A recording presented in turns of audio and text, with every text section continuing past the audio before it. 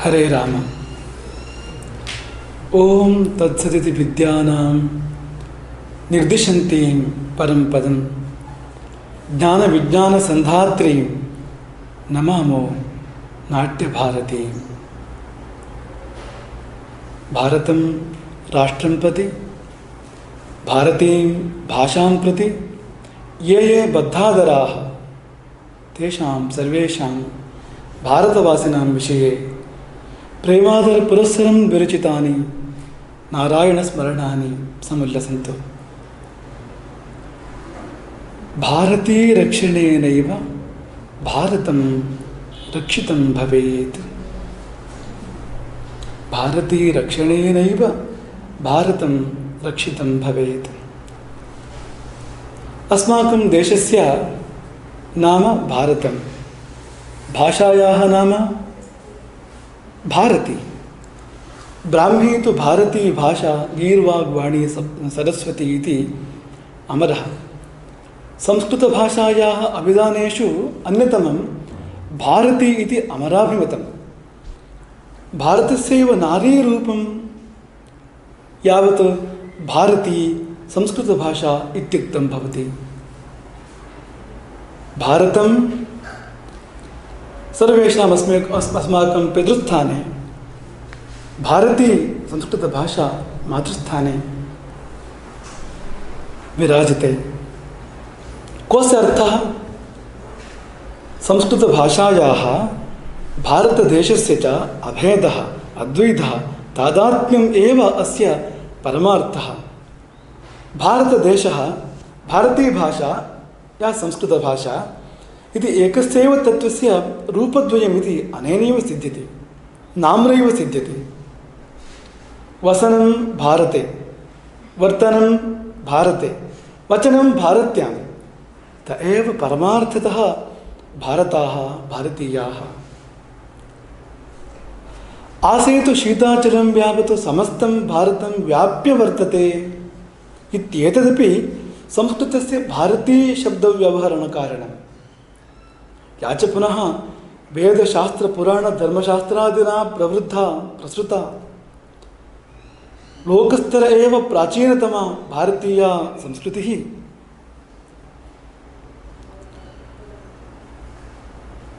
समस्ते भारते एकरूपेण अन्ततः प्रवहति। तस्याः परमाश्रयस्थानं संस्कृतम् इत्यत्र न अत्युक्तिः। भाषायाः एकरूपतायामेव जीवनक्रमेपि अभिन्नरूपता सम्पद्यते इति इतरां जानीमो वयं। जीवनक्रम एव संस्कृतिः। संस्कृतिरियं संस्कृतं समाश्रिता इत्यत्र कारणानि चिन्तयामः। समग्रस्य भारतवर्षस्य एकत्वे सूत्रं किम्? यतोहि कर्णाटकान्ध्रमहाराष्ट्रादिषु देशभाषायामेव एकता नास्ति। एकत्र मराठी, अन्यत्र तेलुगुभाषा, अन्यत्र कन्नडभाषा। आहारविहारव्यवहारेष्वपि वर्तते विभिन्नरूपता। काले तु पूर्वतने काश्मीरादारभ्य केरलपर्यन्तं न केवलं नामभेदेन किन्तु शासनभेदेनापि भिन्नान्येव आसन् राज्यानि। तर्हि कथमेतत् संसाध्यते भारतदेशस्य ऐक्यम् इति चेत् अत्र एवं समाधेयम्। भारतवर्षस्य एकत्वं सूत्रद्वयनिबन्धनम्। तत्र प्रथमा भारतीभाषा संस्कृतभाषा, द्वितीया भारती संस्कृतिः। संस्कृतभाषा राष्ट्रस्य एकतासूत्रम्। संस्कृतभाषा समस्तस्य भारतवर्षस्य एकसूत्रान् प्रददति राजते।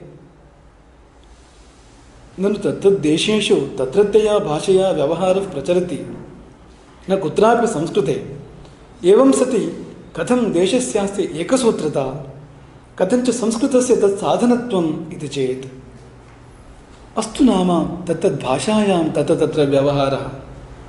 परं ताः सर्वाः भाषाः परमार्थतः संस्कृतस्य सन्तानभूता एव। संस्कृतानभिज्ञेन केनापि प्राचीनकन्नडभाषायाः साहित्यादिकं न अवगन्तुं शक्यते। एवमेव कथा हिंदी मराठी प्रभृतिषु भाषास्वपि संस्कृतेन सञ्जाताः संस्कृतेन संवर्धिताः अद्यापि बहुतया संस्कृतमेव समाश्रिताः एताः भाषाः मराठी हिंदी कन्नड प्रभृतयः संस्कृतेन भिन्नतां सर्वथा नार्हन्ति। अतः संस्कृतं स्वरूपेण अन्यान्य देशभाषारूपेण च समग्रं भारतं व्याप्य सर्वप्रजानां जिह्वारङ्गे नरीनर्ति इत्येतदेव परमार्थतः सत्यम्।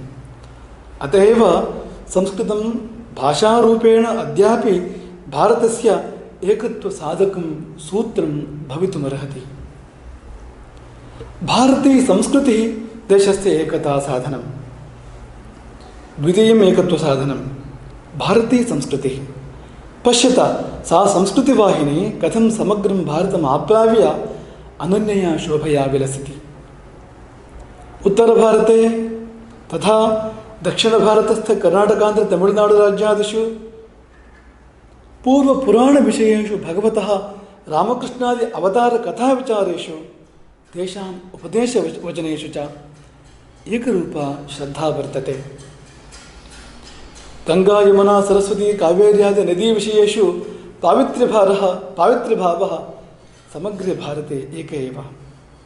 वाराणसी गया हरिद्वार रामेश्वरादि तीर्थक्षेत्रविषयेषु अनितरसाधारणा श्रद्धा एकैव समग्रे राष्ट्रे। अश्वत्थ औदुम्बर बिल्लु तुलस्यादिषु सस्येषु पूज्यभावः।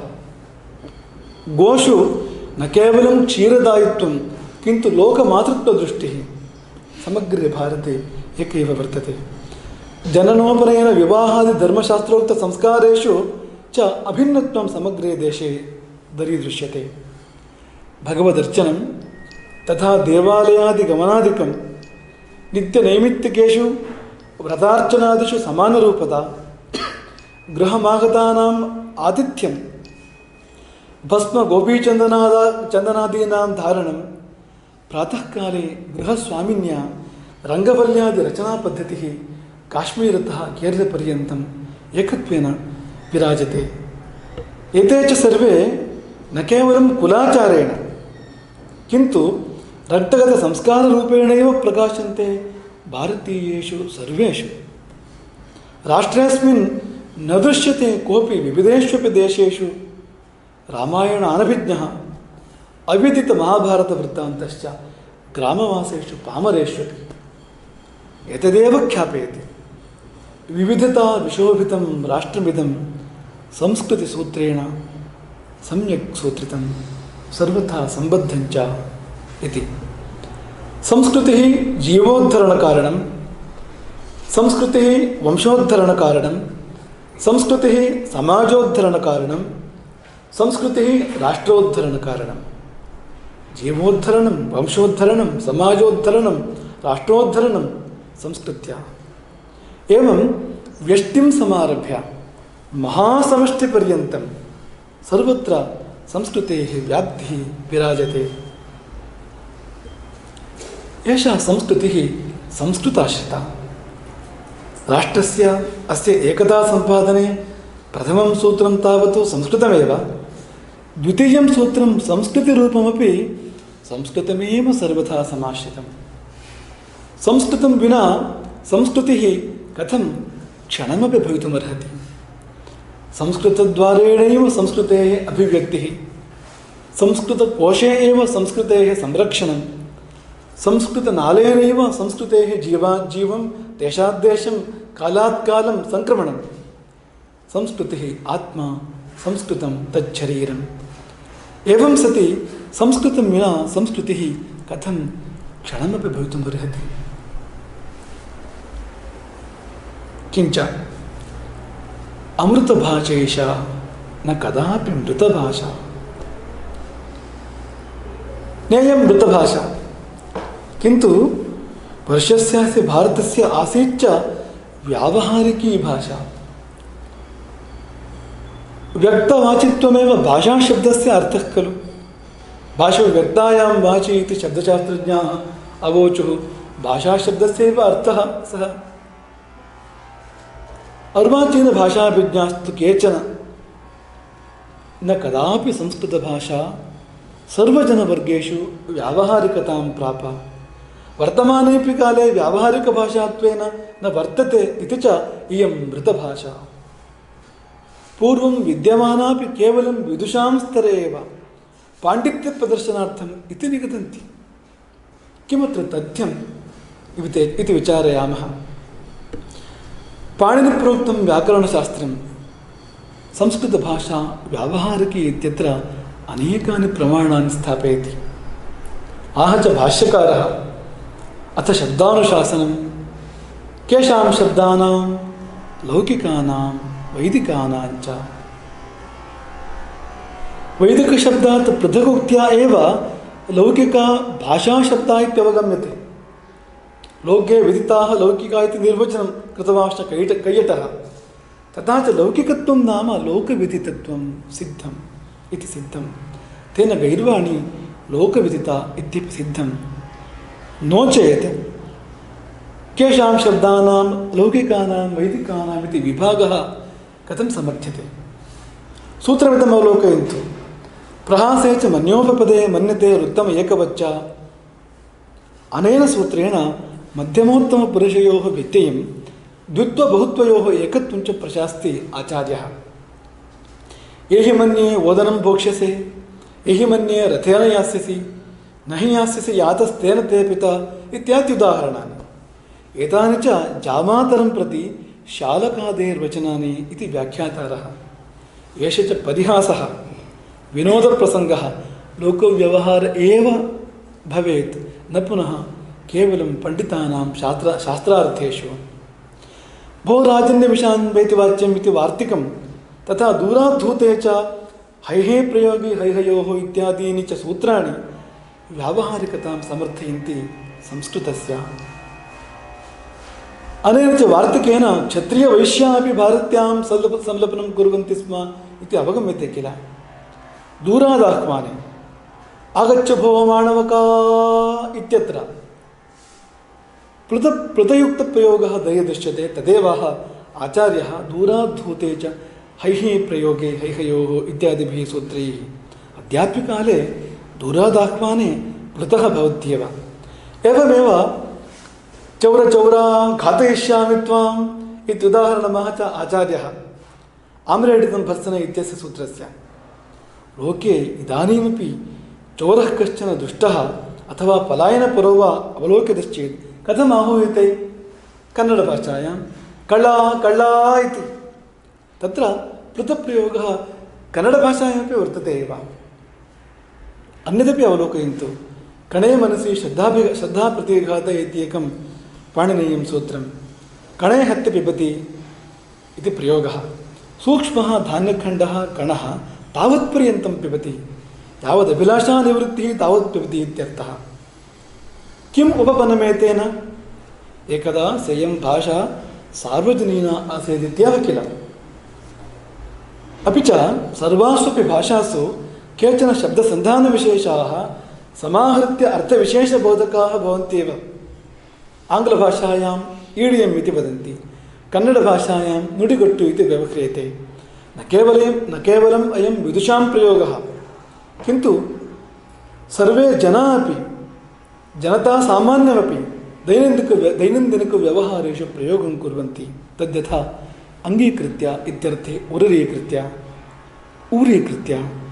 हिंसार्थे मसमसा करोति, पीडार्थे गुलुगुधा करोति। एते प्रयोगाः संस्कृतस्य व्यावहारिकत्वं सर्वथा समर्थयन्ति। कृषि गोरक्ष वाणिज्येषु संस्कृतम् एतदपि अवलोकयन्तु सुधियः। कृषि गोरक्ष वाणिज्यं हि प्रधानजीविकागुरु भारतीयानाम् अस्माकं। तत्रापि च वर्तन्ते बहवः शब्दाः ये च शास्त्रार्थेषु न कदाचन प्रवेशं भजन्ते, यथा तिष्ठद्गुः, वहद्गुः, आयतीगवं, कलेयवं, लूनयवम् इत्यादयः कृषीवलानां समुदाय एव प्रसिद्धाः। तैरेव प्रयुज्यमानाः शब्दाः न कदापि पुनः शास्त्रार्थेषु पण्डितप्रवराणाम्। दोहनार्थं यस्मिन् काले गावः तिष्ठन्ति सः कालः तिष्ठद्गुः। बलिवर्धाः वृषभाः बलीवर्धाः यस्मिन् काले हलं वहन्ति स तु वहद्गुः आयान्ति गावः गृहं यस्मिन् काले सः आयति गवम् एवमेव सुग्गी इत्यस्मिन् अर्थे धान्यसञ्चयकालः इत्यस्मिन् अर्थे खलयव लूनयवादयः प्रयोगाः एते च शब्दाः पामरेषु कृषीवलेषु प्रसिद्धाः पण्डितैरपि रूढिवशात् परिगृहीताः इति शक्यते वक्तुं यदि एतानि च कृषीवलसामान्यानि पदानि न स्युः तर्हि कुत्र वा कुतो वा एतेषां प्रयोगः व्यवहार इत्यस्य शब्दप्रयोग इत्येव अर्थः व्यवहारं विना कथं वा एतादृशानां पदानां सत्त्वं यदि एतादृशव्यवहारः एव न भवेत् तदा व्याकरणज्ञाः कथंकारं वा एवं प्रयोगम् अकुर्वन् एवमेव देशवाचिशब्दादयः प्रसिद्धाः यत्र च गंगा उन्मत्तेव प्रवहति सः उन्मत्तगंगं नाम देशः गंगा उन्मत्तेव प्रवहति सः प्रदेशः उन्मत्तगंगः लोहितगंगं शनैर्गंगं यत्र गंगा लोहितवर्णेन शोभते सः देशः लोहितगंगं यत्र गंगा शनैः प्रवहति तत् क्षेत्रं शनैर्गंगं मुद्गधान्यसंवर्धनक्षेत्रं मौद्गीनं क्षेत्रं व्रीहिसंवर्धनयोगक्षेत्रं प्रैहेयं क्षेत्रं तिलसंवर्धनाय प्रशस्तं क्षेत्रं तैलीनं क्षेत्रम् इत्यादयः प्रयोगाः संस्कृतस्य व्यावहारिकतायां समर्थनं प्रदास्यन्ति अर्थसङ्कोचविस्तारौ अर्थान्तरगमनञ्च भाषाजीवनलक्षणं न मृतभाषालक्षणं शब्दानाम् अर्थसङ्कोचः अर्थविस्तारः अर्थान्तरगमनं नूतनानां शब्दानां सृष्टिश्च या भाषा व्यवहारे समुपयुज्यते तस्यामेव सम्भवन्ति न मृतभाषायां संस्कृतभाषायां तु एतत् सर्वं सञ्जातम् अत एव पाणिनिपश्चात्काले शब्दानाम् अर्थसङ्कोचे अर्थविस्तारे अर्थान्तरगमने नूतनानां शब्दानां सर्जने च संवृत्ते तेषां शब्दानां साधुत्वसम्पादनायैव वार्तिकं प्रवृत्तं एतदेव पर्याप्तं संस्कृतं सर्वजनव्यवहरणे समुपयुक्ता भाषा आसीत् इति दृढयितुम् अत्र कानिचन उदाहरणानि पुरुषशब्दः तस्य आत्मा इत्येव अर्थः स्त्रीपुंभेदो न वर्तते आत्मा पुरुषेषु अपि वर्तते स्त्रीषु अपि वर्तते अतः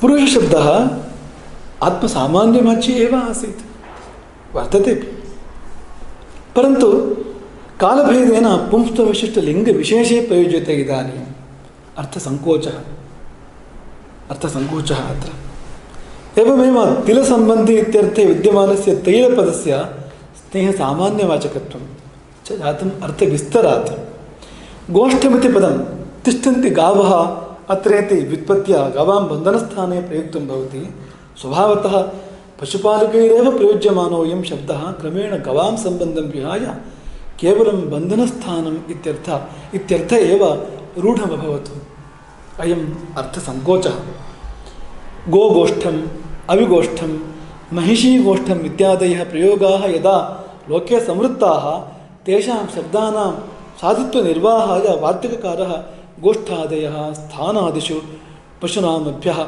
इत्याह हलकर्षणादौ गवोर्युगं युज्यते कृषीवलैः तदा सञ्जातः गोयुगशब्दः रूढो केवलं युगम् इत्यर्थे पर्यवसन्नः गोशब्दार्थसम्बन्धं विहायापि खरगोयुगम् उष्ट्रगोयुगम् इत्यादयः शब्दाः समभवन् इदं तु अर्थान्तरगमनं षण्णां गवां समाहारः षड्गवम् किन्तु भाविनिकाले समाहारमात्रमित्यर्थे प्रसिद्धः षड्गवम् इति शब्दः षड्हस्तिनः इत्यर्थे हस्तषड्गवम् षडश्वाः इत्यर्थे अश्वषड्गवम् इत्यादि प्रयोगाः अर्थविस्तरे उदाहरणभूताः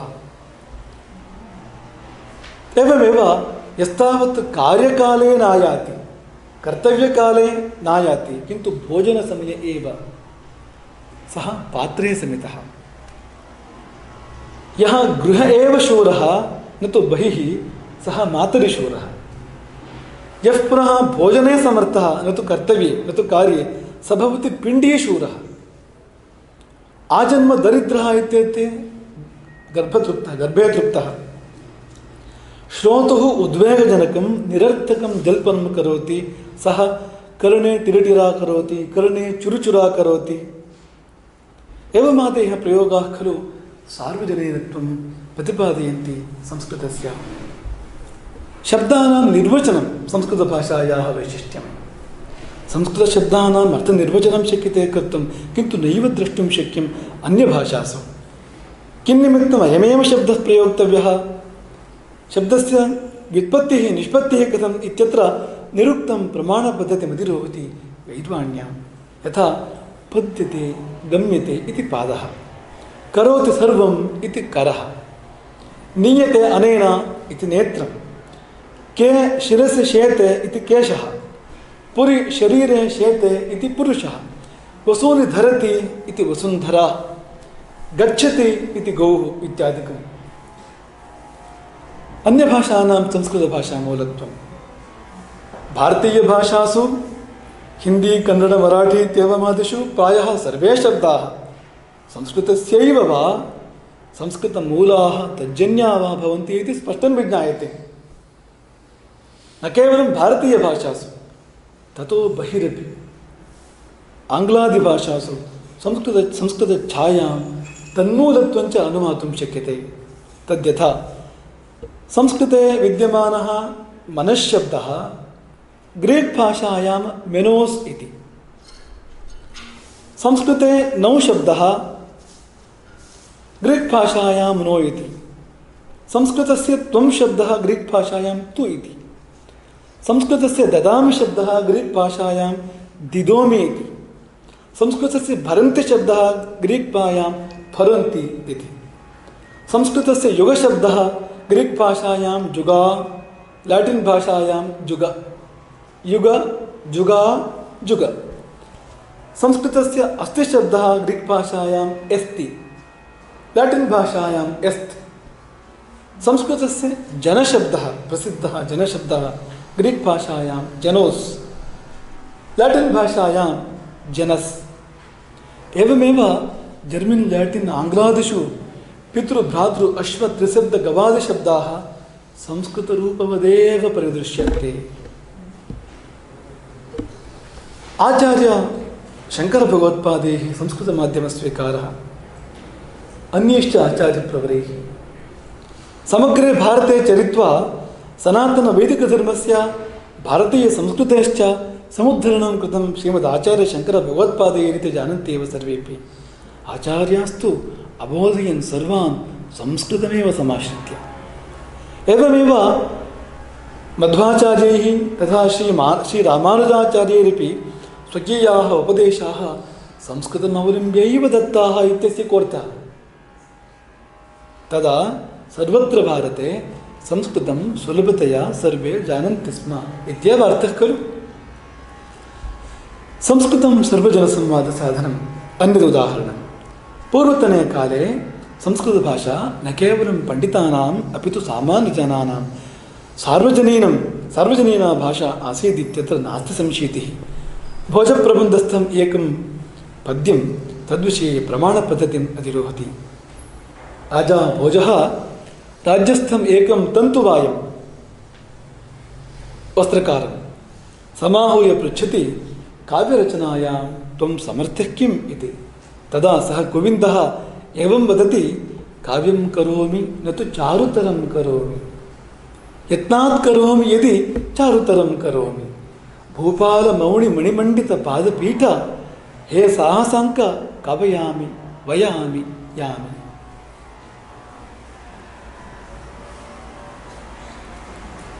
तन्तुवायः वक्ति, काव्यं करोमि, काव्यं कर्तुं शक्नोमि, न तु चारुतरं करोमि, मया विरचितं काव्यं श्रेष्ठं न स्यात्, यतः कुविन्दोऽहं जात्या। यत्नात् करोमि यदि चारुतरं करोमि, अहमेव यदि यत्नात् करोमि तर्हि चारुतरं काव्यं कर्तुं शक्यं। ಹೇ ಭೂಪಾಲ ನವಣಿ ಮಣಿಮಂಡಿತ ಪಾದಪೀಠ, ಹೇ ಸಾಹಸಾಂಕ, ಹೇ ಚಕ್ರವರ್ತಿನ್, ಅಹಂ ಕಿಂ ಕರೋಮಿ? ಕವಯಾಮಿ ವಯಾಮಿ ಯಾಮಿ. ಕವಯಾಮಿ ಕಿಮಹಂ ಕಾವ್ಯಂ ಕರೋಮಿ, ವಯಾಮಿ ಕಿಮಹಂ ವಸ್ತ್ರವಯನಂ ಕರೋಮಿ, ಕಿಮುತ ಯಾಮಿ ತವ ರಾಜ್ಯಂ ಪರಿತ್ಯಜಯಾಮಿ इति पृच्छति. कश्चन तन्तुवायोपि यदि संस्कृते न केवलं सम्भाषणे अपि तु काव्यकरणे समर्थः अवर्तत तर्हि पूर्वतने काले संस्कृतं सार्वजनीनम् आसीत् इत्यत्र प्रमाणान्तरस्य का आवश्यकता? संस्कृतिः संस्कृताश्रिता. अन्ये केचन एषा भाषा व्यावहारिकी आसीत् चेदपि सा केवलं ब्राह्मणायुक्ता एव आसीत् इति च वदन्ति. ब्राह्मणभाषा पण्डितभाषा इत्यपि केचन वदन्ति. किमिदं सत्यम्? इदमत्र विचार्यते. रोमहर्षणः इत्येव प्रसिद्धः पुराणज्ञः महर्षेः वेदव्यासस्य शिष्यः समभूत्. सः सूतजातीयः. रामायणे च वाचं चोदाहरिष्यामि मानुषीमिह संस्कृताम्, यदि वाचं पदास्यामि द्विजातिरिव संस्कृतां, रावणं मन्यमाना सा सीता भीता भविष्यति इति वदन् आञ्जनेयः किं ब्राह्मणः? अत्र आञ्जनेयेन मानुषसंस्कृतस्य प्रस्ताप एव इयं सर्वमनुष्याणां भाषा न केवलं ब्राह्मणानाम् इत्यत्र प्रमाणम्. अन्यथा द्विजातिसंस्कृतं मानुषसंस्कृतम् इति प्रयोगः कथम्?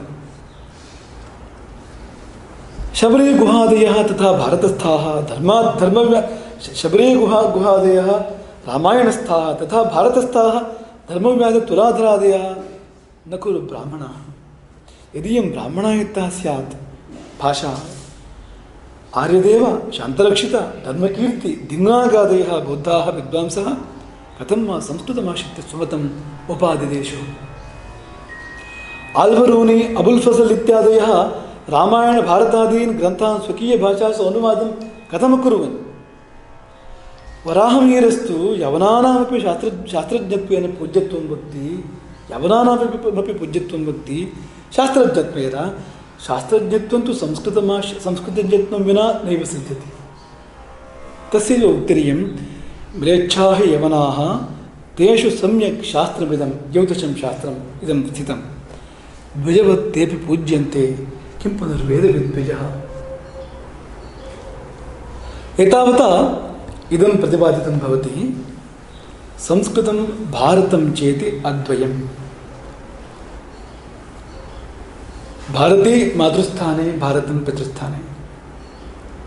भारतं देशः, भारती भाषा. एतदद्वयम्.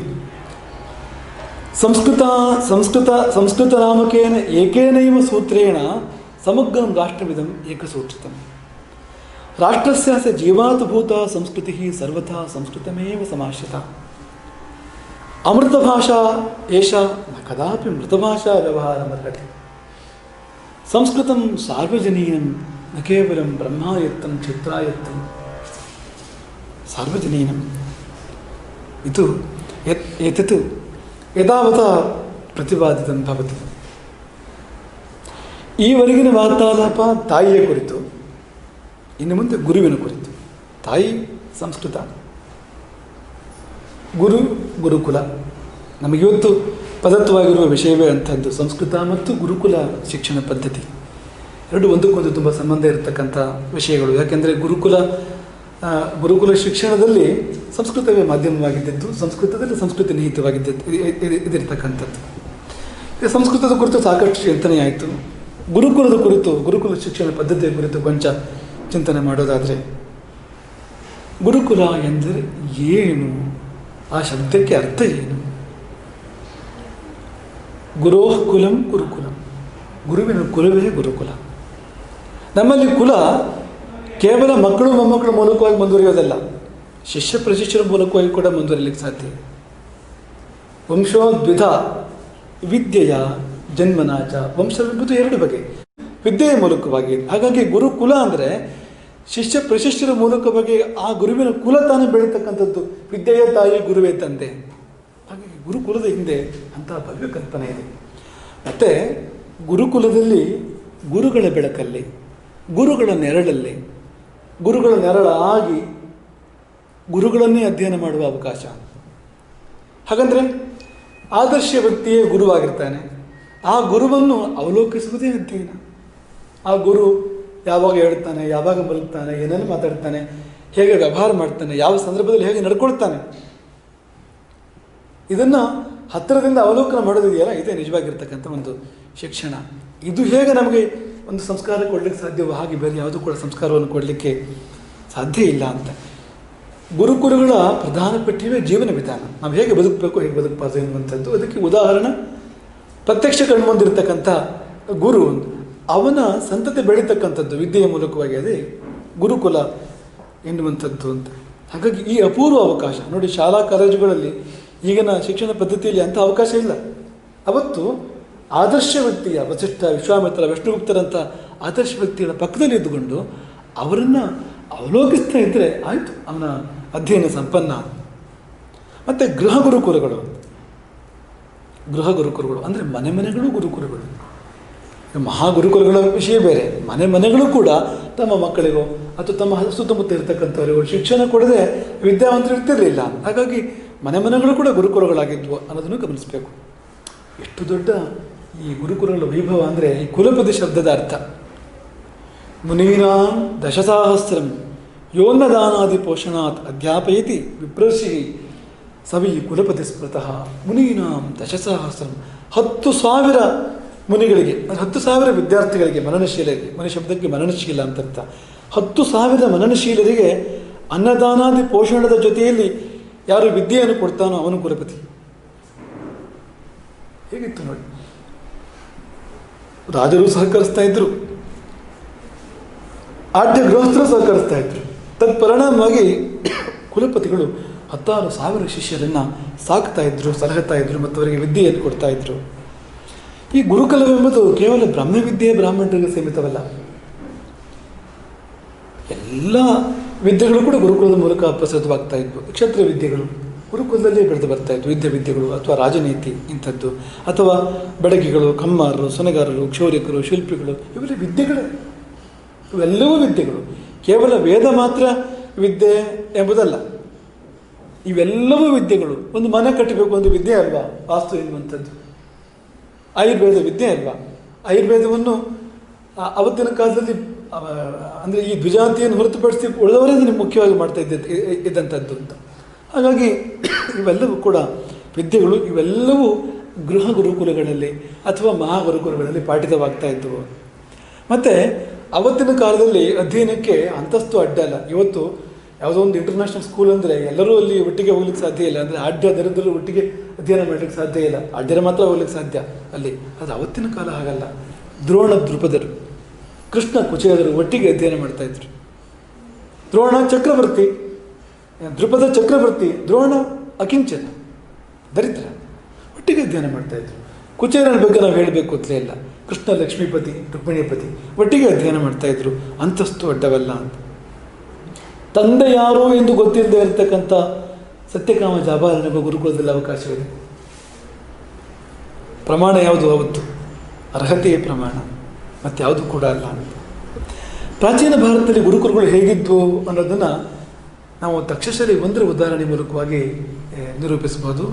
ತಕ್ಷಶಿಲೆ, ವಿಕ್ರಮಶಿಲೆ, ಕಾಶಿ, ನಾಲಂದ, ಉಜ್ಜಯಿನಿ, ಅನೇಕ ವಿಶ್ವವಿದ್ಯಾಲಯಗಳು ನಮ್ಮಲ್ಲಿದ್ದವು.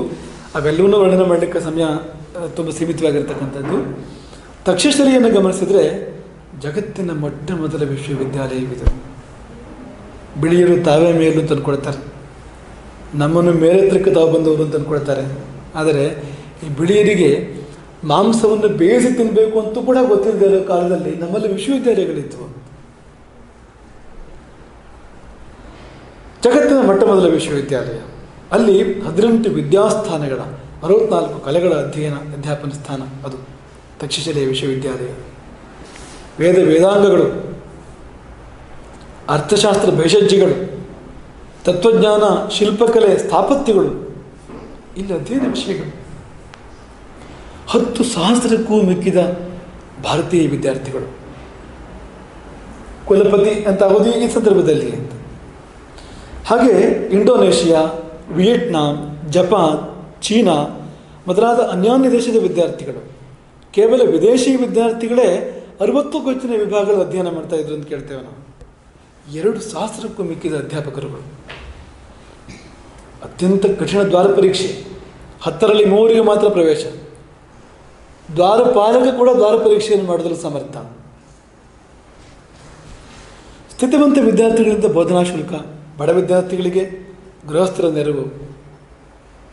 ತಕ್ಷಶಿಲೆಯಲ್ಲಿ ಅಧ್ಯಯನ ಮಾಡಿದವನಂದರೆ ದೇಶಾದ್ಯಂತ ವಿಶೇಷವಾಗಿರ್ತಕ್ಕಂಥ ಗೌರವ.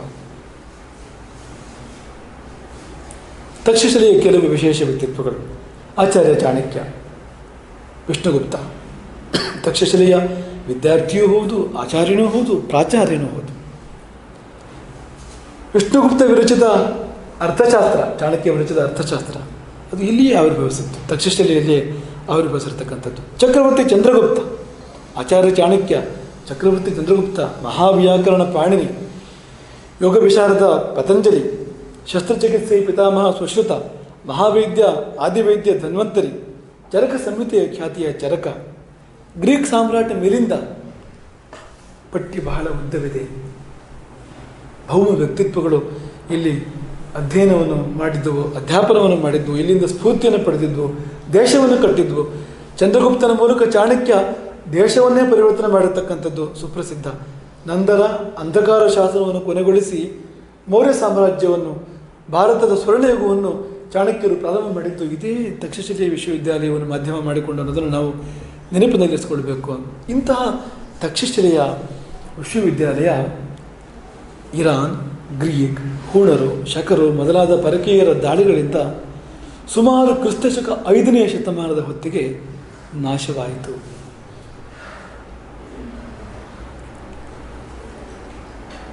ಸುಮಾರು 1,500 ವರ್ಷದ ಹಿಂದೆ ತಕ್ಷಶಿಲೆ ವಿಶ್ವವಿದ್ಯಾಲಯ ನಾಶವಾಯಿತು. ಅಲ್ಲಿಂದ ಇಲ್ಲಿಯವರೆಗೆ ಅಂಥ ಮತ್ತೊಂದು ವಿಶ್ವವಿದ್ಯಾಲಯ ಒದಗಿಸೋದಿರಲಿ, ಆ ಪರಿಕಲ್ಪನೆ ಕೂಡ ಭಾರತದಲ್ಲಿ ಬರಲಿಲ್ಲ. ಇಂಥದ್ದೊಂದು ವಿಶ್ವವಿದ್ಯಾಲಯವನ್ನು ಕಟ್ಟಬೇಕು ಎನ್ನುವ ಕಲ್ಪನೆ ಕೂಡ ಭಾರತದಲ್ಲಿ ಬರಲಿಲ್ಲ. ತಕ್ಷಶಿಲೆಯ ಬಳಿಕ ಭಾರತ ಶೂನ್ಯ ಆಗಲಿಲ್ಲ. ತಕ್ಷಶಿಲೆಯ ಬಳಿಕವೂ ಕೂಡ ಅಲ್ಲಲ್ಲಿ ಆಚಾರ್ಯರುಗಳು ತಮ್ಮ ತಮ್ಮ ವ್ಯಾಪ್ತಿಯಲ್ಲಿ ಗುರುಕುಲಗಳನ್ನು ನಡೆಸ್ತಾ ಇದ್ದರು. ವೈದಿಕ ಧರ್ಮವನ್ನು ಉಳಿಸಲು ತಮ್ಮ ಜೀವವನ್ನೇ ಪಣಕ್ಕಿಟ್ಟ ಆಚಾರ್ಯ ಕುಮಾರಲ ಭಟ್ರು, ಅವರ ಶಿಷ್ಯ ಮಂಡನ ಮಿಶ್ರರು ಮೊದಲಾದವರು ಭಾರತೀಯವಾದ ವಿದ್ಯೆಗಳನ್ನು ಆಸಕ್ತರಿಗೆ ಕಲಿಸ್ತಾ ಇದ್ದರು ಎಂಬುದನ್ನು ಸಾಯಣ ಮಾಧವರು ತಮ್ಮ ಶಂಕರ ದಿಗ್ವಿಜಯದಲ್ಲಿ ಸ್ಪಷ್ಟಪಡಿಸ್ತಾರೆ. ಅಷ್ಟೇ ಯಾಕೆ, ಇತ್ತೀಚಿನ 17ನೇ ಶತಮಾನದಲ್ಲೂ ಕೂಡ ನಾವು ದ್ವೀಪದಲ್ಲಿ, ಬಂಗಾಳದಲ್ಲಿ ಗದಾಧರ ಭಟ್ಟಾಚಾರ್ಯರು, ಜಗದೀಶ ತರ್ಕಾಲಂಕಾರರು ಮೊದಲಾದ ಅನೇಕ ತಾರ್ಕಿಕರು, ಅನ್ಯಾನ್ಯ ಶಾಸ್ತ್ರ ಪಂಡಿತರು, ಕಾಶ್ಮೀರದ ಶೈವ ದಾರ್ಶನಿಕ ಅಭಿನವ ಗುಪ್ತಪಾದರು ಅಧ್ಯಾಪನ ಕಾರ್ಯವನ್ನು ಮಾಡ್ತಾ ತಮ್ಮದೇ ಆದ ಶಿಷ್ಯ ಪರಂಪರೆಯನ್ನು ಹೊಂದಿದ್ದರು. ತಕ್ಷಶಿಲೆಯಿಂದ ಮೊಘಲರವರೆಗಿನ ಕಥೆ ಇದು. ಮೊಘಲರ ಕಾಲದಲ್ಲಿ ನಮ್ಮ ಗುರುಕುಲಗಳ ಗತಿ ಏನಾಯಿತು? ಗುರುಗಳ ನಾಶವೇ ಅವ್ಯಾಹತವಾಗಿ ನಡೆದಿದೆ. ಮೊಘಲರ ಕಾಲದಲ್ಲಿ ಹುಡುಕಿ ಕೊಳ್ತಾ ಇದ್ರು. ನಾವು ಕೇಳ್ತೇವೆ, ಕಾಶಿಯಲ್ಲಿ ಮಧುಸೂದನ ಸರಸ್ವತಿಗಳು ಸನ್ಯಾಸಿಗಳನ್ನು ಕರೆದು ಮಲ್ಲಯುದ್ಧವನ್ನು ಅಭ್ಯಾಸ ಮಾಡಿ ಅಂತ ಸೂಚನೆ ಕೊಡ್ತಾರೆ. ಸನ್ಯಾಸಿಗಳು ಅಹಿಂಸಾಪರರು, ಅವರಿಗ್ಯಾಕಪ್ಪ ಮಲ್ಲಯುದ್ಧ, ಆ ವಿದ್ಯೆ, ಯುದ್ಧವಿದ್ಯೆ ಅಂದರೆ ಆವತ್ತಿನ ಕಾಲದಲ್ಲಿ ಯಾರ್ಯಾರು ಸಂಘಟನೆ ಮಾಡಬಲ್ಲರೋ, ಯಾರ್ಯಾರು ಸಮಾಜಕ್ಕೆ ಪ್ರೇರಣೆ ಕೊಡಬಲ್ಲರೋ, ಯಾರ್ಯಾರು ಸಮಾಜಕ್ಕೆ ಶಿಕ್ಷಣ ಕೊಡಬಲ್ಲರೋ ಅಂಥವರನ್ನು ಮೊಘಲರು ಹುಡುಕಿ ಕೊಲ್ತಾ ಇದ್ರು. ಆ ಕಾರಣಕ್ಕಾಗಿ ಸನ್ಯಾಸಿಗಳಿಗೂ ಕೂಡ ಮಧುಸೂದನ ಸರಸ್ವತಿಗಳು, ಅದ್ವೈತ ಸಿದ್ಧಿಯ ಪ್ರಸಿದ್ಧಿಯ ಮಧುಸೂದನ ಸರಸ್ವತಿಗಳು ಮಲ್ಲಯುದ್ಧ ವಿದ್ಯೆಯನ್ನು ಕಲೀಲಿಕ್ಕೆ ಸೂಚನೆ ಕೊಡ್ತಾರೆ. ಅಂದರೆ ಈ ಗುರುಗಳ ನಾಶ ದೊಡ್ಡ ಪ್ರಮಾಣದಲ್ಲಿ ಆ ಕಾಲದಲ್ಲಿ, ಮೊಘಲರ ಕಾಲದಲ್ಲಿ ನಡೆದಿದ್ದು ಕಂಡು ಬರ್ತಿದೆ. ಗುರುಗಳ ನಾಶ ಗುರುಕುಲಗಳ ನಾಶವೇ, ಬೇರೆ ಮಾತೇ ಇಲ್ಲ. ಮಕ್ತಾಬ್ಗಳು ಹುಟ್ಕೊಂಡು, ಮದರಸಾಗಳು ಹುಟ್ಕೊಂಡು ಮೊಘಲರ ಕಾಲದಲ್ಲಿ. ಮಕ್ತಾಬ್ಗಳು ಪ್ರೈಮರಿ ಎಜುಕೇಷನ್ ಸ್ಕೂಲ್ಗಳು ಅವರದ್ದು, ಮದರಸಾಗಳು ಸೆಕೆಂಡ್ರಿ ಎಜುಕೇಷನ್ ಸ್ಕೂಲ್ಗಳು, ಇವುಗಳು ಅಲ್ಲಲ್ಲಿ ನಾಯಕರುಗಳಾಗಿ ಹುಟ್ಕೊಂಡು ಗುರು ಶಿಷ್ಯ ಭಾವ ಸಂಗೀತಕ್ಕೆ ಸೀಮಿತವಾಯಿತು. ಸಂಗೀತ ನಾಯಕ ಅಂತ ಕರೀತಾರೆ ಅವತ್ತಿನ ಕಾಲದಲ್ಲಿ. ಅವರು ಆ ಸಂಗೀತದ ಮಟ್ಟಿಗೆ ಸೀಮಿತವಾಗಿರ್ತಕ್ಕಂಥ ಬೇರೆಲ್ಲ ಕಡೆ ಗುರು ಶಿಷ್ಯ ಭಾವವೇ ನಷ್ಟವಾಯಿತು. ವಿದ್ಯೆ ಭಾಷೆಗಳನ್ನು ಕೊಲೆಗೊಳಿಸುವ ಪ್ರಯತ್ನ ನಡೆಯಿತು. ನಮ್ಮ ಸಂಗೀತಕ್ಕೆ ಪರ್ಷಿಯನ್ ಛಾಯೆ ಬಂತು. ನಮ್ಮ ಭಾಷೆ ಉರ್ದು ಭಾಷೆ ಎಂದು ಬಂತು. ಅದರ ಮಧ್ಯದಲ್ಲಿ ಅದು ಆಡಳಿತದ ಭಾಷೆ ಆಯಿತು. ದಿಲ್ಲಿಯಂಥ ದೊಡ್ಡ ಕೇಂದ್ರಗಳಲ್ಲಿ ಮೊಘಲ್ ಪದ್ಧತಿ ಬೃಹತ್ ವಿದ್ಯಾ ಸಂಸ್ಥೆಗಳ ಸ್ಥಾಪನೆ ಆಯಿತು. ಹೀಗೆ ಮೊಘಲರು ಈ ಗುರುಕುಲಗಳನ್ನು ಅಸ್ತವ್ಯಸ್ತಗೊಳಿಸುವಲ್ಲಿ ಒಂದು ಪ್ರಮಾಣದ ಕಾರ್ಯವನ್ನು ಮಾಡಿದರೆ ಬ್ರಿಟಿಷರು ಅದಕ್ಕೆ ಬಹಳ ದೊಡ್ಡ ಆ ಸಂಸ್ಕೃತಿ ನಾಶ ಕಾರ್ಯಕ್ಕೆ, ಗುರುಕುಲ ನಾಶಕ್ಕೆ ಬಹಳ ದೊಡ್ಡ ಶಕ್ತಿಯನ್ನು ತುಂಬಿದವರು. ಬ್ರಿಟಿಷರು ಏನು ಮಾಡಿದ್ರು ಅನ್ನೋದನ್ನು ಗಾಂಧೀಜಿಯವರ ಭಾಷೆಯಲ್ಲಿ ಕೇಳಿ. 1931 ಇಸ್ವಿ ಒಂದು ದುಂಡು ಮೇಜಿನ ಪರಿಷತ್ತು, ರೌಂಡ್ ಟೇಬಲ್ ಕಾನ್ಫರೆನ್ಸ್, ಅಲ್ಲಿ ಗಾಂಧೀಜಿಯವರು ಹೇಳ್ತಾರೆ, the beautiful tree of education was cut down by you British. Therefore today India is far more illiterate than it was 100 years ago. 100 ವರ್ಷದ ಹಿಂದೆ ಇಲ್ಲಿ ಎಷ್ಟು ಅನಕ್ಷರತೆ ಇತ್ತೋ ಅದಕ್ಕಿಂತ ಎಷ್ಟು ಹೆಚ್ಚಾಯಿತು ಅನಕ್ಷರತೆ ನಿಮ್ಮ ಈ ಒಂದು ಆಡಳಿತದಲ್ಲಿ ಅಂತ. ನೀವು ಭಾರತದ ಬಹು ಸುಂದರ ಮಹಾವಿದ್ಯಾವೃಕ್ಷವನ್ನು ಕಡಿದು ಹಾಕಿಬಿಟ್ರಿ ಅಂತ ಗಾಂಧೀಜಿಯವರು 1931 ಬ್ರಿಟಿಷರಿಗೆ ಹೇಳಬೇಕಾದ್ರೆ ಹೇಗಿತ್ತು ಸಂದರ್ಭ, ನೀವು ಆಲೋಚನೆ ಮಾಡಬೇಕು ಅಂತ. ಆಗ ಪಾರ್ಲಿಮೆಂಟೇರಿಯನ್ ಒಬ್ಬ ಫಿಲಿಪ್ ಫಾರ್ಟಾಗ್ ಅಂತ ಕೂಡಲೇ ಎದ್ದು ನಿಂತು ಹೇಳ್ತಾನೆ, ಗಾಂಧೀಜಿಯವರೇ, ಭಾರತದ ಸರ್ವ ಜನಸಾಮಾನ್ಯರಿಗೆ ಶಿಕ್ಷಣವನ್ನು ಒದಗಿಸಿದವರು ನಾವು. ಹೀಗಿರುವಾಗ ನೀವೇನು ಮಾತಾಡ್ತಾ ಇದ್ದೀರಿ? ನಿಮ್ಮ ಮಾತನ್ನು ವಾಪಸ್ ತಗೊಳ್ಳಿ, ಇಲ್ಲಿದ್ದ ಕ್ಷಮೆ ಕೇಳಿ, ಅಥವಾ ಸಿದ್ಧಪಡಿಸಿ ನಿಮ್ಮ ಮಾತನ್ನು ಪ್ರೂವ್ ಮಾಡಿ ಅಂತ ಕೇಳಿದಾಗ ಗಾಂಧೀಜಿಯವರು ಚಾಲೆಂಜನ್ನು ಎಕ್ಸೆಪ್ಟ್ ಮಾಡ್ತಾರೆ. ಅವರು ನಾನು ಪ್ರೂವ್ ಮಾಡ್ತೀನಿ ಅಂತ ಹೇಳ್ತಾರೆ. ಆ ಚರ್ಚೆ ಮುಂದುವರಿಲಿಕ್ಕೆ ಅಲ್ಲಿ ಸಮಯಾವಕಾಶ ಇರಲಿಲ್ಲ. ಆದರೆ ಗಾಂಧೀಜಿಯವರ ಅನುಯಾಯಿ ಧರ್ಮಪಾಲನವರು ಬ್ರಿಟಿಷ್ ಮ್ಯೂಸಿಯಂನಲ್ಲಿ ಈ ಕುರಿತು ಅಲ್ಲಿಯ ವರದಿಗಳು ಹಾಗೂ ದಾಖಲೆಗಳನ್ನು ಹುಡುಕಾಡಿ ದ ಬ್ಯೂಟಿಫುಲ್ ಟ್ರೀ ಎಂಬ ಗ್ರಂಥವನ್ನೇ ಪ್ರಕಟಪಡಿಸಿದ್ದಾರೆ ಮುಂದಕ್ಕೆ. 2 ಕಾನ್ಸೆಪ್ಟ್ಗಳು ಬ್ರಿಟಿಷರ ಕಾಲದ್ದನ್ನು ಅರ್ಥ ಮಾಡ್ಕೋಬೇಕು ನಾವು. ಒಂದು ವೈಟ್ ಮ್ಯಾನ್ಸ್ ಬರ್ಡನ್, ಇನ್ನೊಂದು ಡೌನ್ವರ್ಡ್ ಫಿಲ್ಟ್ರೇಷನ್.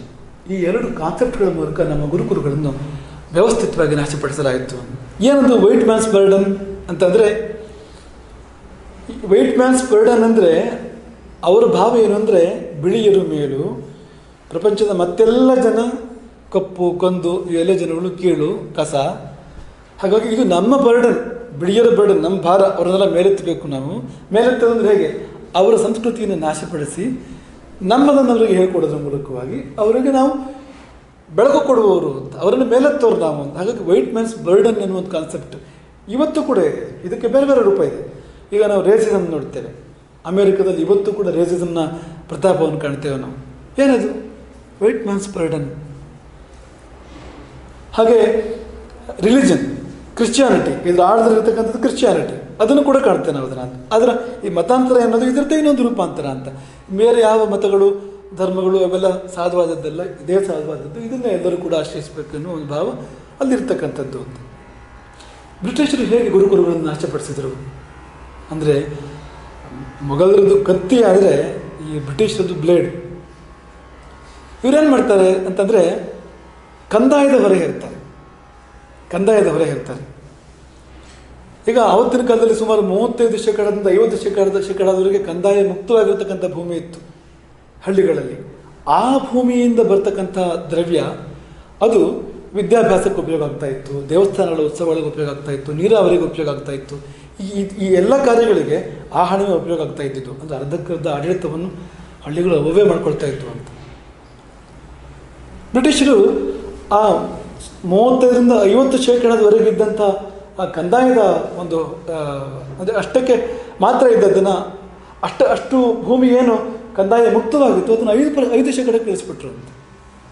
ಅಂದರೆ 50% ಇದ್ದಂಥ ಕಂದಾಯ ಮುಕ್ತ ಭೂಮಿ 5% ಇಳಿದಾಗ ಎಲ್ಲಿಂದ ಹಣ ಬರಬೇಕು? ಗುರುಕುಲಗಳಿಗೆ ಎಲ್ಲಿಂದ ಹಣ ಬರಬೇಕು? ನೀರಾವರಿಗೆ ಎಲ್ಲಿಂದ ಹಣ ಬರಬೇಕು?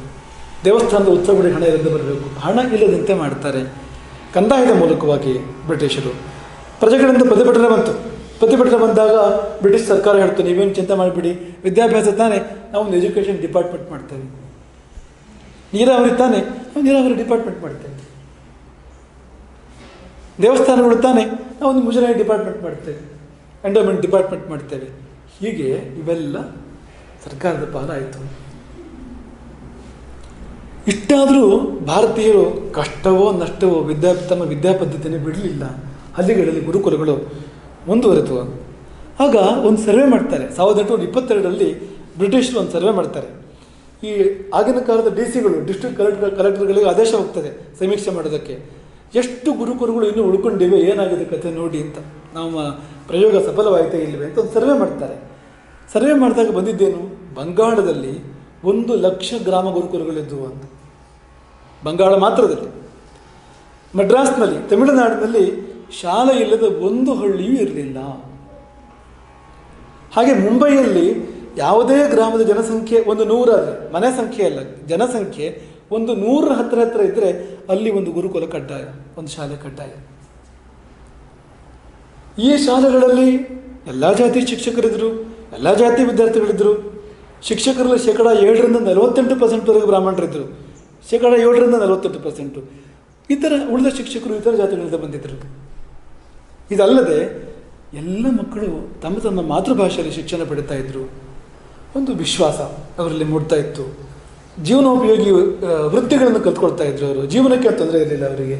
ಇದು ಆದರೂ ಕೂಡ ನಡೀತಾ ಇತ್ತು. ಇಷ್ಟರ ಮಟ್ಟಿಗೆ ನಮ್ಮ ವಿದ್ಯಾ ಕೇಂದ್ರಗಳ ಗುರುಕುಲಗಳ ಸೋರ್ಸ್, ಅದರ ಏನು ಸಂಪನ್ಮೂಲದ ಮೂಲವನ್ನು ನಾಶಪಡಿಸಿದ್ರು ಕೂಡ ಅದು ಮುಂದುವರೆದಿತ್ತು. ಆದರೂ ಕೂಡ ಆಗ ಈ ಡೌನ್ವಾರ್ಡ್ ಫಿಲ್ಟ್ರೇಷನ್ ಕಾನ್ಸೆಪ್ಟ್ ತರ್ತಾರೆ. ಡೌನ್ವಾರ್ಡ್ ಫಿಲ್ಟ್ರೇಷನ್ ಕಾನ್ಸೆಪ್ಟ್ ಅಂತಂದರೆ ಮೇಲ್ವರ್ಗದವ್ರನ್ನು ಕುಲಗೆಡಿಸಿ ಅವರ ಮೂಲಕ ಕೆಳವರ್ಗದವ್ರನ್ನು ಕುಲಗೆಡಿಸೋದು.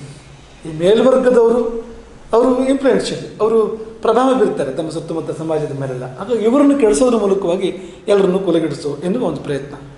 ಮಾತ್ರ ಅಲ್ಲ, ತನ್ಮೂಲಕ ಮೆಲ್ಲ ಮೇಲ್ಜಾತಿ ಕೆಳಜಾತಿ ಆ ಒಂದು ಕಲಹವನ್ನು ಪ್ರಾರಂಭ ಮಾಡ್ತಕ್ಕಂಥ ಪ್ರಯತ್ನವೂ ಕೂಡ ಹೌದಾಗಿತ್ತು.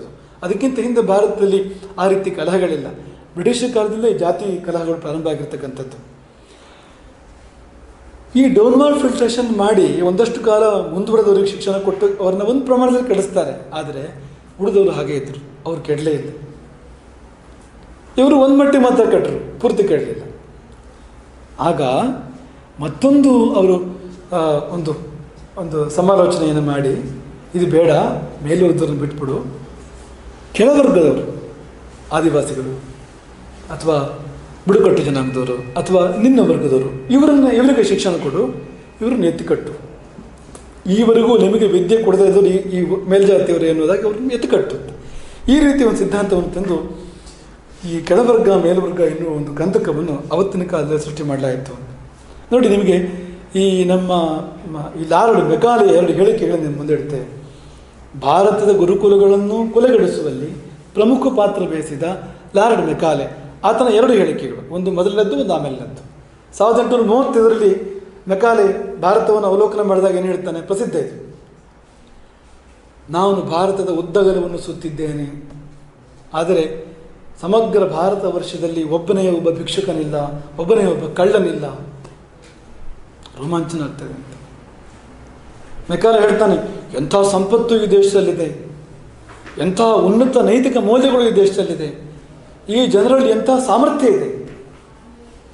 ಹಾಗಾಗಿ ಇಲ್ಲಿನ ಬೆನ್ನೆಲುಬಾದ ಆಧ್ಯಾತ್ಮಿಕ ಹಾಗೂ ಸಾಂಸ್ಕೃತಿಕ ಪರಂಪರೆಯನ್ನು ತುಂಡರಿಸಿದೆ. ಈ ದೇಶವನ್ನು ನಿಜವಾದ ಅರ್ಥದಲ್ಲಿ ನಾವು ಗೆಲ್ಲುವುದು ಅಸಾಧ್ಯ. ಈ ಜನರ ಸಾಮರ್ಥ್ಯದ, ಈ ಜನರ ಜ್ಞಾನದ, ಸಂಪತ್ತಿನ ಮೂಲ ಯಾವುದು ಅಂದರೆ ಪರಂಪರೆ, ಸಂಸ್ಕೃತಿ. ಅದು ಈ ಗುರುಕುಲಗಳ ಮೂಲಕವಾಗಿ ಹರಿದು ಬರ್ತಾ ಇದೆ. ಇದಕ್ಕಾಗಿ ಮೆಕಾಲೆ ಹೇಳ್ತಾನೆ, ಇದಕ್ಕಾಗಿ ಇವರ ಅಂದರೆ ಭಾರತೀಯರ ಸಂಸ್ಕೃತಿ ಹಾಗೂ ಪ್ರಾಚೀನ ಶಿಕ್ಷಣ ವ್ಯವಸ್ಥೆಯನ್ನು ಬದಲಿಸಬೇಕೆಂದು ನಾನು ಪ್ರಸ್ತಾಪಿಸುತ್ತೇನೆ. ಪಾಶ್ಚಿಮಾತ್ಯರ ಎಲ್ಲ ವಿಷಯಗಳು ತಮ್ಮದಕ್ಕಿಂತಲೂ ಶ್ರೇಷ್ಠ, ಆಂಗ್ಲ ಭಾಷೆಯು ತಮ್ಮೆಲ್ಲ ಭಾಷೆಗಳಿಗೆ ಅತ್ಯುತ್ತಮ ಎಂಬುದನ್ನು ಭಾರತೀಯರು ಹೀಗೆ ನಂಬಿದಾಗ ಅವರ ಆತ್ಮಗೌರವವು ಕುಂದುವುದು, ಅವರ ಸಂಸ್ಕೃತಿಯ ಅವಸಾನವಾಗುವುದು. ಆಗ ನಾವು ಅಂದುಕೊಂಡಂತೆ ಭಾರತವನ್ನು ನಾವು ನಿಜವಾಗಿಯೂ ಆಳಲು ಸಾಧ್ಯವಾಗುವುದು. ಇದು ಮೆಕಾಲೆ ತನ್ನ ಪ್ರಯೋಗವನ್ನು ಪ್ರಾರಂಭ ಮಾಡೋದಕ್ಕಿಂತ ಮೊದಲು ಮಾಡಿದ ಅಬ್ಸರ್ವೇಷನ್. ಆಮೇಲೆ 1836 ಅವನ ಪ್ರಯೋಗ ಎಲ್ಲ ಪ್ರಾರಂಭ ಆಯಿತು. ಎಲ್ಲ ಕಡೆ ಶಾಲೆಗಳು ಪ್ರಾರಂಭ ಆದವು, ಆಧುನಿಕ ಶಾಲೆಗಳು. ಅಕ್ಟೋಬರ್ 12, 1836 ತನ್ನ ತಂದೆಗೆ ಮೆಕಾಲೆ ಪತ್ರ ಬರೀತಾನೆ. ಆ ಪತ್ರದಲ್ಲಿ ತಂದೆಗೆ ಮೆಕಾಲೆ ಏನು ಹೇಳ್ತಾನೆ ಅಂದರೆ, ನಮ್ಮ ಇಂಗ್ಲೀಷ್ ಶಾಲೆಗಳು ಅತ್ಯದ್ಭುತವಾಗಿ ಬೆಳೀತಾ ಇದ್ದಾವೆ, ಆದರೆ ಎಲ್ಲರಿಗೂ ಶಿಕ್ಷಣ ನೀಡುವುದು ನಮಗೆ ಕಷ್ಟವಾಗುತ್ತಿದೆ. ಎಲ್ಲರನ್ನು ಕೆಡಿಸೋದಕ್ಕೆ ಬ್ರಿಟಿಷರು ಸ್ವಲ್ಪನೇ ಇದ್ದಿತ್ತು, ಭಾರತೀಯರು ಭಾಳ ಸಂಖ್ಯೆಯಲ್ಲಿದ್ದರು. ಹಾಗಾಗಿ ಕಷ್ಟ ಆಗ್ತಾ ಇದೆ ನಮಗೆ ಅಂತ. ಈ ಶಿಕ್ಷಣವು ಹಿಂದೂಗಳ ಮೇಲೆ ಬೀರುವ ಪರಿಣಾಮವು ಅದ್ಭುತವಾಗಿದೆ. ಇಂಗ್ಲೀಷ್ ಶಿಕ್ಷಣವನ್ನು ಪಡೆದ ಯಾವುದೇ ಹಿಂದೂಗಳು ತಮ್ಮ ಧರ್ಮಕ್ಕೆ ಪ್ರಾಮಾಣಿಕವಾಗಿ ಬದ್ಧರಾಗಿಲ್ಲ. ತಮ್ಮ ಧರ್ಮವನ್ನು ಬಿಡ್ತಾ ಇದ್ದಾರೆ. ನಮ್ಮ ಶಿಕ್ಷಣದ ಯೋಜನೆಗಳನ್ನು ಹೇಗೆಯೇ ಅನುಸರಿಸಿದಲ್ಲಿ ಇಲ್ಲಿಯ ಗೌರವಾನ್ವಿತ ವರ್ಗಗಳಲ್ಲಿ ಮುಂದಿನ 30 ವರ್ಷಗಳಲ್ಲಿ ಒಬ್ಬ ವಿಗ್ರಹಾರಾಧಕನು ಇರೋದಿಲ್ಲ, ಒಬ್ಬ ಸನಾತನ ಧರ್ಮದ ಅನುಯಾಯಿ ಇರೋದಿಲ್ಲ. ಇದು ನನ್ನ ದೃಢವಾದ ನಂಬಿಕೆ ಮೆಕಾಲೆ ಹೇಳ್ತಾನೆ. ಮಾತ್ರವಲ್ಲ, ಇದೇ ಶಿಕ್ಷಣವು ಮುಂದುವರಿದರೆ ಮಿಷನರಿಗಳು ಹೇಳೋದು ಮತಾಂತರದ ಅಗತ್ಯವೇ ಇರದು, ಆ ಕಾರ್ಯವನ್ನು ಶಾಲೆಗಳೇ ಮಾಡುತ್ತವೆ. ಆ ಪರಿಣಾಮವನ್ನು ಇದುವೇ ಬೀರ್ತದೆ, ಶಿಕ್ಷಣವೇ ಮತಾಂತರದ ಪರಿಣಾಮವನ್ನು ಬೀರ್ತದೆ ಎಂಬುದು ನಾನು ಹೇಳಿದ ಮಾತಲ್ಲ, ಮೆಕಾಲೆ ಹೇಳಿದ ಮಾತು. 1836ರಲ್ಲಿ ತನ್ನ ತಂದೆಗೆ ತಾನು ಬರ್ಕೊಂಡಿದ್ದಾನು. ಈ ನಿರೀಕ್ಷೆಯಲ್ಲಿ ನಾನು ಹೃತ್ಪೂರ್ವಕವಾಗಿ ಸಂತೋಷ ಪಡ್ತೇನೆ ಎಂಬುದಾಗಿ ಅವನು ಮೆಕಾಲೆ ತನ್ನ ಪತ್ರದಲ್ಲಿ ಉಲ್ಲೇಖ ಮಾಡ್ತಕ್ಕಂಥದ್ದು. ಇನ್ನೊಂದು ಬಹಳ ಮುಖ್ಯ ಸಂಗತಿಯನ್ನು ನಿಮ್ಮೆಲ್ಲರ ಗಮನಕ್ಕೆ ತರಲಿಕ್ಕೆ ಇಷ್ಟಪಡ್ತೇವೆ. ಅದ್ಭುತವಾಗಿದೆ ಈ ವಿಷಯ. ನಾವು ಇದೇ ಉಪನ್ಯಾಸಕ್ಕೋಸ್ಕರ ಅಧ್ಯಯನ ಮಾಡಿದಾಗ ಗಮನಿಸಿದ್ದು ನಮಗೆ ರೋಮಾಂಚನವಾಯಿತು. ನಿಮಗೆ ಗೊತ್ತಿದೆಯೋ ಇಲ್ಲವೋ, ಭಾರತೀಯರ ಶಿಕ್ಷಣ ಪದ್ಧತಿಯನ್ನು ಬ್ರಿಟಿಷರು ಇಲ್ಲಿಂದ ಕೊಂಡೊಯ್ದಿದ್ದಾರೆ. ಮದ್ರಾಸಿನ ಬೆಲ್ ಎಂಬ ಓರ್ವ ಕ್ರಿಶ್ಚಿಯನ್ ಮಿಷನರಿ, ಆತ ಆಶ್ಚರ್ಯಪಟ್ಬಿಡ್ತಾನೆ. ಏನು ಆಶ್ಚರ್ಯಪಡ್ತಾನೆ? ಭಾರತದಲ್ಲಿ ಎಲ್ರಿಗೂ ವಿದ್ಯಾಭ್ಯಾಸ ಇದೆ. ಅದು ಆಶ್ಚರ್ಯದ ವಿಷಯ ಏನು ಅಂದರೆ ನಿಮಗೆ ಆಶ್ಚರ್ಯದ ವಿಷಯ ಏನೂ ಇಲ್ಲ. ಅವತ್ತಿನ ಕಾಲದಲ್ಲಿ ಇಂಗ್ಲೆಂಡಿಗೆ ಆಶ್ಚರ್ಯದ ವಿಷಯ ಅದು. ಯಾಕೆಂದರೆ ಇಂಗ್ಲೆಂಡ್ನಲ್ಲಿ ಎಲ್ಲರಿಗೂ ಶಿಕ್ಷಣ ಇರಲಿಲ್ಲ. ಇಂಗ್ಲೆಂಡಲ್ಲಿ ಆಢ್ಯರು, ಶ್ರೀಮಂತರ ಮಕ್ಕಳು, ದೊಡ್ಡ ಮನುಷ್ಯರ ಮಕ್ಕಳಿಗೆ ಮಾತ್ರವೇ ಶಿಕ್ಷಣ ಇದ್ದಿದ್ದು ಹೊರತು ಎಲ್ಲರಿಗೂ ಶಿಕ್ಷಣವೇ ಇಲ್ಲ ಇಂಗ್ಲೆಂಡಿನಲ್ಲಿ. ಈ ಮಾಸ್ ಎಜುಕೇಷನ್ ಎನ್ನುವುದು ಭಾರತದ ಕಾನ್ಸೆಪ್ಟ್. ಅದನ್ನು ಆ ಬೆಲ್ ಎಂಬ ಕ್ರಿಶ್ಚಿಯನ್ ಮಿಷನರಿ ಇಲ್ಲಿಂದ ತಗೊಂಡೋಗಿದ್ದು ವಿದೇಶಕ್ಕೆ, ಇಂಗ್ಲೆಂಡಿಗೆ ಅಂತ. ಹಾಗಾಗಿ ಜನಸಾಮಾನ್ಯರಿಗೆ ಶಿಕ್ಷಣವನ್ನು ನೀಡುವುದನ್ನು ಬೆಲ್ ಪರಿಚಯಿಸಿದ ನಂತರವೇ ಇಂಗ್ಲೆಂಡಿನಲ್ಲಿ ಪ್ರಾರಂಭ ಮಾಡಲಾಯಿತು. ಆದುದರಿಂದ ಬ್ರಿಟಿಷರು ಜನಸಾಮಾನ್ಯರಿಗೆ ಶಿಕ್ಷಣ ನೀಡುವ ವ್ಯವಸ್ಥೆಯನ್ನು ಅಳವಡಿಸಿಕೊಂಡಿದ್ದು ಭಾರತದಿಂದ. ಒಟ್ಟಾಗಿದ್ದೇನು ಅಂದರೆ ಅವರು ನಮ್ಮ ಚಿನ್ನವನ್ನು ಕದ್ದೊಯ್ದರು, ಅವರು ಪ್ಲಾಸ್ಟಿಕ್ನ ತಂದು ಇಲ್ಲಿ ಹಾಕಿದರು. ಅಂದರೆ ಪ್ಲಾಸ್ಟಿಕ್ಕನ್ನು ಹೋಲ್ತಕ್ಕಂಥ ಅವರ ಶಿಕ್ಷಣ ವ್ಯವಸ್ಥೆಯನ್ನು ನಮಗೆ ಕೊಟ್ಟು ನಮ್ಮ ಶ್ರೇಷ್ಠವಾದ ಶಿಕ್ಷಣ ವ್ಯವಸ್ಥೆಯನ್ನು ಅವರು ತಗೊಂಡು ಹೋಗಿದ್ದಾರೆ ಅಂತ. ಇದರಲ್ಲಿ ನಿರಾಧಾರವಾದ ಮಾತುಗಳಲ್ಲ. ಈ ನಾವು ಹೇಳಿದ ಈ ಬ್ರಿಟಿಷರ ಕುರಿತಾದ ವಿಷಯಗಳಿಗೆ ಆಧಾರ ಯಾವುದು ಅಂದರೆ IIT ಮದ್ರಾಸ್ನ ಭಾರತಿ ಎಂಬ ಕಲ್ಚರಲ್ ಮ್ಯಾಗಝೈನ್ನಲ್ಲಿ ಪ್ರಕಟವಾಗಿರ್ತಕ್ಕಂಥ ವಿ ರವಿಕುಮಾರ ಲೇಖನ. ಈ ಲೇಖನ ಕುಮಾರಿ ಬಿ ನಿವೇದಿತರ the tormented Indian spirit redemption or regression ಎಂಬ ಗ್ರಂಥದಲ್ಲಿ ಪ್ರಕಟಗೊಂಡ ಅಂಶಗಳನ್ನು ಆಧರಿಸಿರ್ತಕ್ಕಂಥದ್ದು, ಸಾಧಾರಣವಾಗಿರ್ತಕ್ಕಂಥ ವಿಷಯಗಳು ಇವೆಲ್ಲವೂ ಕೂಡ. ಹಾಗಾಗಿ ಇದರ ಮೂಲಕ ಗೊತ್ತಾಗೋದೇನು ಅಂದರೆ ತಕ್ಷಶಿಲೆ ಅಂಥದ್ದನ್ನು ಹೊರಗಿಂದ ಬಂದವರು ನಾಶ ಮಾಡಿದರು. ಇರಾನ್ರು, ಗ್ರೀಕರು, ಹೂಣರು, ಶಕರು ಇಂಥವರು. ಅಲ್ಲಿಂದ ಮುಂದೆ ಮೊಘಲರ ಕಾಲ, ಬ್ರಿಟಿಷರ ಕಾಲ, ಎರಡೂ ಕಾಲಗಳಲ್ಲಿ ಬಹಳ ದೊಡ್ಡ ಪ್ರಮಾಣದಲ್ಲಿ ಭಾರತೀಯವಾಗಿರ್ತಕ್ಕಂಥ ವಿದ್ಯಾ ಪದ್ಧತಿಗಳ, ಗುರುಕುಲಗಳ ನಾಶ ಏರ್ಪಟ್ಟಿದೆ. ವಿಪರ್ಯಾಸ ಅಂದರೆ ಆಮೇಲೂ ಅದೇ ಮುಂದುವರೆದಿತ್ತು. ಭಾರತ ಸ್ವತಂತ್ರವಾದ ಮೇಲೂ ಕೂಡ ಪಾಲಿಸಿ ಬದಲಾಗಲೇ ಇಲ್ಲ. ನಾವು ಚರ್ಮದಲ್ಲಿ ಕಂದು ಒಳಗೆ ಬಿಳಿಯರೇ ಆಗಿಬಿಟ್ಟು, ತೆಂಗಿನಕಾಯಿ ರೀತಿಯಲ್ಲಿ ತೆಂಗಿನಕಾಯಿ ಹೊರಗಡೆಯಿಂದ ಕಂದು ಭಾರತೀಯರ ಬಣ್ಣ, ಒಳಗಡೆ ಬಿಳಿಯರು. ಈ ಕೊಕೊನಟ್ ಸಿಂಡ್ರೋಮ್ ನಮ್ಮನ್ನು ಬಿಡಲೇ ಇಲ್ಲ. ಪರಿಣಾಮವಾಗಿ ಆಮೇಲೂ 70 ವರ್ಷ ಮುಂದುವರಿಸಿದ್ದು ನಾವಿದನ್ನು. ಹಾಗೆ ನೋಡಿದರೆ ಭಾರತ ಸ್ವತಂತ್ರವಾದ ಬಳಿಕ ನಾವು ಮಾಡಿಕೊಂಡ ಹಾನಿ ಇದೆಯಲ್ಲ, ನಮ್ಮ ಗುರುಕುಲಗಳಿಗೆ, ನಮ್ಮ ವಿದ್ಯಾ ಪದ್ಧತಿಗೆ, ನಮ್ಮ ವಿದ್ಯೆಗಳಿಗೆ ಸ್ವತಂತ್ರವಾದ ಮೇಲೆ ನಾವು ಮಾಡಿಕೊಂಡಷ್ಟು ಹಾನಿಯನ್ನು ಅವ್ರು ಮಾಡಿಲ್ಲ, ಅವ್ರು ಮಾಡೋಕ್ಕೆ ಸಾಧ್ಯ ಆಗಿಲ್ಲ ಅಂತ ನಾವೇ ಕೈಯಾರೆ ಮಾಡ್ಕೊಂಡಿದ್ದೀವಿ. ಆದರೆ ಅವರು ಪ್ರಾರಂಭ ಮಾಡಿ ಅದು ಮುಂದುವರೆದಿರ್ತಕ್ಕಂಥದ್ದು ಅಂತ. ಈಗೇನು ಉಳಿದಿದೆ ಅಂದರೆ ಕಳ್ಕೊಂಡದ್ದು ಅನಂತ, ಉಳಿದದ್ದು ಕೂಡ ಅನಂತವೇ. ಉಳಿದಿದ್ದೇನು ಅಲ್ಪ ಅಲ್ಲ. ಇಷ್ಟೆಲ್ಲ ನಾಶಕಾಂಡದ ಬಳಿಕವೂ ಕೂಡ ಯಾವತ್ತು ಭಾರತದಲ್ಲಿ ಭಾರತೀಯ ವಿದ್ಯೆ ಉಳಿದಿರ್ತಕ್ಕಂಥ ಪ್ರಮಾಣ ಬಹಳ ದೊಡ್ಡದು. ಈಗಲೂ ಕೂಡ ನಮ್ಮಲ್ಲಿ ಸಾವಿರಾರು ವಿದ್ಯೆಗಳು ಉಳ್ಕೊಂಡಿವೆ, ಎಷ್ಟೋ ವಿದ್ಯೆಗಳ ಗ್ರಂಥಗಳು ಉಳ್ಕೊಂಡಿದ್ದಾವೆ. ಇನ್ನೆಷ್ಟೋ ವಿದ್ಯೆಗಳಲ್ಲಿ ಆಚಾರ್ಯರು ಇವತ್ತು ಕೂಡ ಇದ್ದಾರೆ. ಪೂರ್ಣ ಬಲ್ಲವರು, ಮುಕ್ಕಾಲು ಬಲ್ಲವರು, ಅರ್ಧ ಬಲ್ಲವರು ಇಂಥ ಆಚಾರ್ಯರು ಇವತ್ತು ಕೂಡ ಭಾರತದಲ್ಲಿದ್ದಾರೆ. ಈಗಲೂ ಪ್ರಯತ್ನ ಪಟ್ಟರೆ ನಾವು ಪುನಃ ಆ ಪರಮ ವೈಭವ ಸ್ಥಿತಿಗೆ ಭಾರತವನ್ನು ಕೊಂಡೊಯ್ಯೋದಕ್ಕೆ ಅವಕಾಶ ಇದೆ, ಸಾಧ್ಯ ಇದೆ. ಆ ಪ್ರಯತ್ನ ನಡಿಬೇಕಾಗಿದೆ. ಅಂಥದ್ದೊಂದು ಪ್ರಯತ್ನದ ಬಗ್ಗೆ ನಾವು ಈಗೊಂದು ಉಲ್ಲೇಖ ಮಾಡಿ ನಮ್ಮ ಮಾತನ್ನು ಪರ್ಯವಸಾನ ಮಾಡ್ತೇವೆ. ನಾವು ಆಗಲೇ ಹೇಳಿದ್ದು, ತಕ್ಷಶಿಲೆಯ ಅವಸಾನದ ಬಳಿಕ ಅಂಥ ಗುರುಕುಲವೊಂದರ ಪುನರ್ನಿರ್ಮಾಣದ ಮಾತು ಆಗಿರಲಿ, ಅಂಥ ಚಿಂತನೆ ಕೂಡ ಭಾರತದಲ್ಲಿ ನಡೆಯಲಿಲ್ಲ. ಅಂಥ ಒಂದು ಸಮಗ್ರ ವಿಶ್ವವಿದ್ಯಾಲಯವನ್ನು ಕಟ್ಟಬೇಕು ಅಂತ ಯಾರಿಗೂ ಯಾಕೆ ಅನಿಸಲಿಲ್ವೋ? ಈ ಮಧ್ಯದ ಕಾಲದಲ್ಲಿ ಎಂತೆಂಥ ಚಕ್ರವರ್ತಿಗಳಾಗೋಗಿದ್ದಾರೆ, ಆದರೆ ಇಂಥದ್ದೊಂದು ಸಮಗ್ರ ವಿಶ್ವವಿದ್ಯಾಲಯ ಮಧ್ಯ ಕಾಲದಲ್ಲಿ ಬರಲಿಲ್ಲ. ಆದರೆ ಇದೀಗ ಅಂಥದ್ದೊಂದು ಚಿಂತನೆ ಭಾಗ್ಯವಶಾತ್ ಹೊರಮೂಡಿದೆ. ಆ ಚಿಂತನೆ ಸಂಕಲ್ಪದ ರೂಪು ಅಂತ ಹೇಳಿದೆ, ಸಾಕಾರವೂ ಕೂಡ ಆಗ್ತಾಯಿದೆ ವಿಷ್ಣುಗುಪ್ತ ವಿಶ್ವವಿದ್ಯಾಪೀಠದ ರೂಪದಲ್ಲಿ. ಕಳೆದು ಹೋದ ತಕ್ಷಶಿಲೆಯನ್ನು ಮತ್ತೆ ಹುಡುಕುವ ಪ್ರಯತ್ನ, ನಶಿಸಿದ ತಕ್ಷಶಿಲೆಯನ್ನು ಮರಳಿ ಜೀವಿತಕ್ಕೆ ತರತಕ್ಕಂಥ ಪ್ರಯತ್ನ, ಅದೇ ವಿಷ್ಣುಗುಪ್ತ ವಿಶ್ವವಿದ್ಯಾಪೀಠ. ವಿಷ್ಣುಗುಪ್ತ ಅನ್ನೋ ಹೆಸರು ಯಾಕೆ ಅಂದರೆ ಅದು ತಕ್ಷಶಿಲೆಯ ಸಂಬಂಧ. ತಕ್ಷಶಿಲೆಯ ವಿದ್ಯಾರ್ಥಿ ಆಚಾರ್ಯ ಪ್ರಾಚಾರ್ಯ ಚಾಣಕ್ಯ, ಆಚಾರ್ಯ ಚಾಣಕ್ಯ, ಆತನ ನಿಜನಾಮ ದೇವಿ ವಿಷ್ಣುಗುಪ್ತ. ಹಾಗಾಗಿ ವಿಷ್ಣುಗುಪ್ತ ಎಂಬ ಹೆಸರಿಟ್ಟಿದ್ದೇ ತಕ್ಷಶಿಲೆಯ ನೆನಪಲ್ಲಿ ಅಂತ. ತಕ್ಷಶಿಲೆ ಇವತ್ತು ಭಾರತದಲ್ಲಿಲ್ಲ, ಅದು ರಾಮನ ಸಹೋದರ ಭರತನ ಮಗ ತಕ್ಷ ಕಟ್ಟಿದ ನಾಡು, ಭರತ ಮತ್ತು ತಕ್ಷರು ಕಟ್ಟಿರತಕ್ಕಂಥ ನಾಡು, ಅದು ಇವತ್ತಿರೋದು ಪಾಕಿಸ್ತಾನದ ರಾವಲ್ಪಿಂಡಿ ಸಮೀಪದಲ್ಲಿ. ಆದರೆ ಆ ತಕ್ಷಶಿಲೆಯ ಆ ಒಂದು ಕಾನ್ಸೆಪ್ಟ್ ಏನಿದೆ, ಆ ತಕ್ಷಶಿಲೆಯ ತತ್ವ ಏನಿದೆ, ಅದನ್ನು ಭಾರತೀಯರು ಮರೀಲಿಕ್ಕಾಗಲಿ ಬಿಡಲಿಕ್ಕಾಗಲಿ ಸಾಧ್ಯವೇ ಇಲ್ಲ. ಹಾಗಾಗಿ ತಕ್ಷಶಿಲೆಯ ರೇಖೆಯಲ್ಲಿ, ತಕ್ಷಶಿಲೆಯ ಸ್ಮರಣೆಯಲ್ಲಿ ಅದೇ ಬಗೆಯ ಒಂದು ವಿಶ್ವವಿದ್ಯಾಪೀಠವನ್ನು ನಿರ್ಮಿಸುವ ಪ್ರಯತ್ನ ಅದು ನಡೆದಿದೆ. ಅದು ಬೇರೆ ಎಲ್ಲಿಯೂ ಅಲ್ಲ, ದಕ್ಷಿಣ ಭಾರತದ ಹನುಮನುದಿಸಿದ ನಾಡು ಕರ್ನಾಟಕದಲ್ಲಿ, ಹನುಮನುದಿಸಿದ ಸ್ಥಳದಲ್ಲಿ, ಅದು ಗೋಕರ್ಣ. ಗೋಕರ್ಣದಲ್ಲಿ